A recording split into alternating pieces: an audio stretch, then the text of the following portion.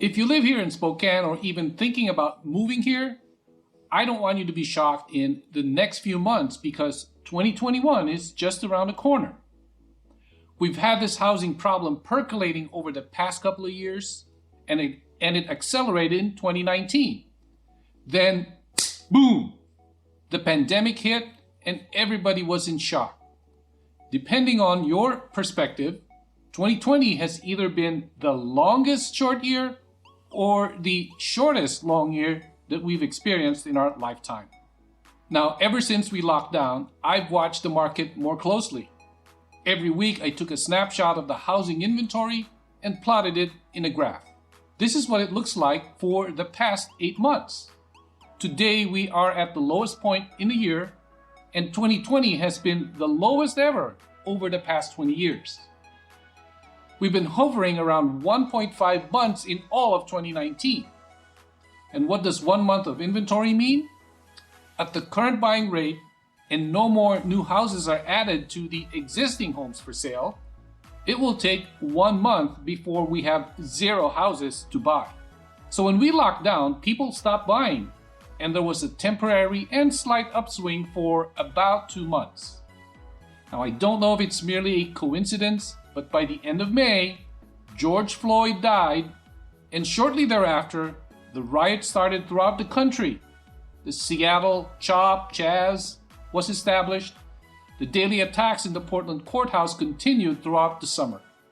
Did this prompt the people to resume their home search in Spokane? Well, maybe. But now we're heading into winter season, and we've further dipped down to a half month of inventory. So let me adjust the scale and let you see how far away we are from a normal market.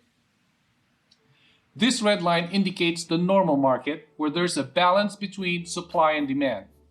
Anything below is a seller's market. When the lockdown started, many homeowners postponed their intention to sell. They felt safer staying at home and riding out the pandemic. Now, let's take a look at actual selling prices. The blue line shows the trend in 2019, while the red line indicates 2020 median prices increasing at a much faster rate. In January of last year, we were at $250,000, and today we're standing at $330,000.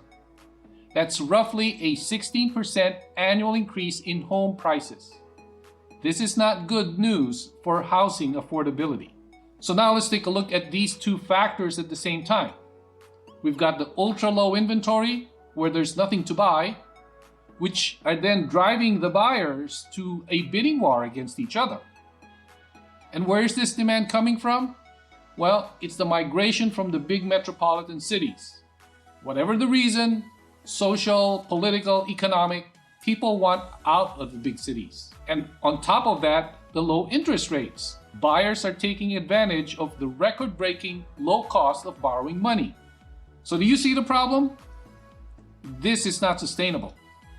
Lower cost buyers are getting squeezed out, and even renters cannot find available apartments. And even if you're not thinking about buying or selling, you're going to be affected by rising property taxes. And some of you might be thinking, well, what about forbearances?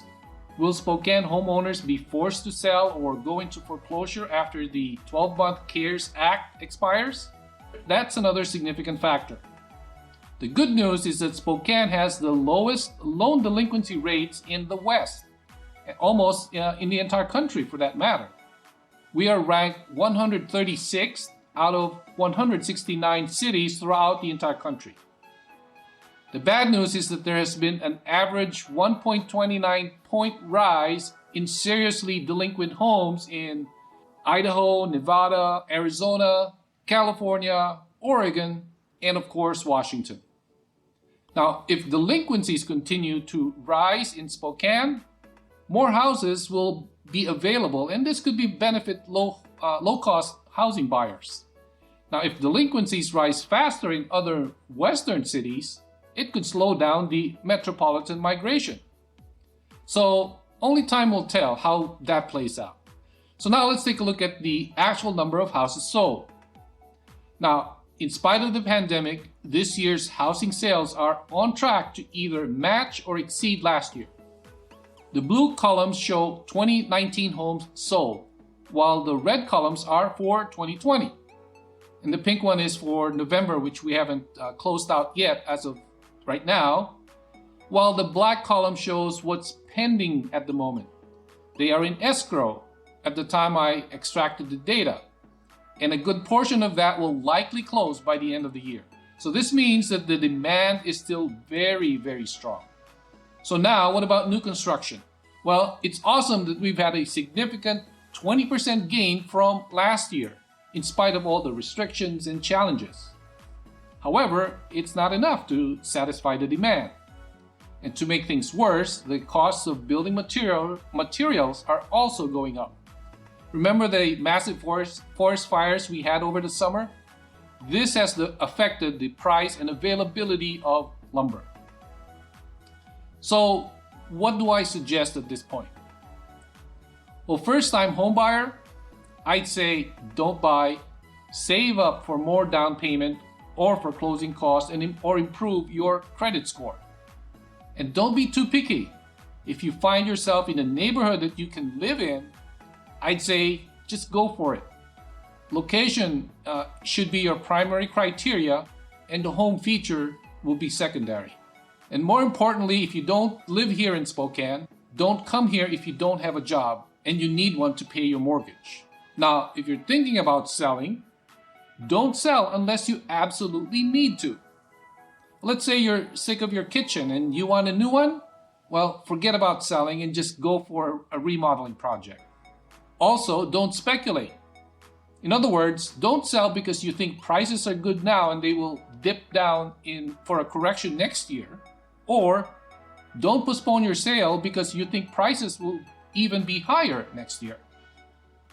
However, if you're a homeowner financially affected by the lockdown, you might find yourself in a corner after the forbearance period runs out. Today is the time to seriously put your house on the market. A lot of crazy things have happened this year, so a lot of other crazy things can happen next year. In all honesty, we can't really tell. There are too many factors that we cannot control that will affect the Spokane market in either direction. As a community, we need to grow. We need to create more jobs, and hopefully these jobs that are either create products or provide services that bring money into the Spokane economy. So now, if you've determined that you really have to sell, like for example, you have a third child on the way and you don't know how to fit in a 2-bedroom home, or perhaps you want to downsize and you need the money to expand your business that already has a proven track record. Well, leave me a comment below and I'll give you the top 9 fix-ups for your home, which you can complete in a couple of weekends for under $500. And if you want to sell your home for top dollar quickly, do you know your home selling score? If you don't, you can get one with a soft home inspection. Leave me a comment below and let's see if your home can qualify with a high score. Okay, now let me tell you about the experiences I had with 2 listings. Case number 1, according to my market analysis, was valued at $260,000. I listed it at less than $250,000, so it will attract more buyers. And sure enough, we got 11 offers and we closed at over $280,000. Case number 2 is valued at $480,000, but the seller wanted it to be priced at $525,000. On top of that, we have roof issues that we didn't know at the time we listed it because the sellers declined a home pre-inspection. That eventually became an issue during the escrow, and we ended up closing at $460,000. So if you want to sell your home and you want it done quickly and for top dollar, here are my suggestions. Number 1, make sure you get your home selling score. You can get one through a soft home inspection, which is different from a pre-inspection. And number 2, get your top 9 fix-ups to get the most money for your money.